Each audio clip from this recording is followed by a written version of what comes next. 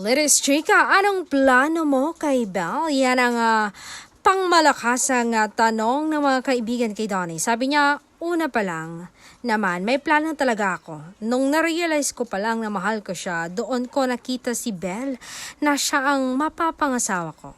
Ewan ko kung naniniwala kayo, but isang araw na sabi ko na lang ay siya yung magiging wife ko. Sinabi ko iyan sa mga barkada ko na si Jello, na friend din ni Belle. Ayun.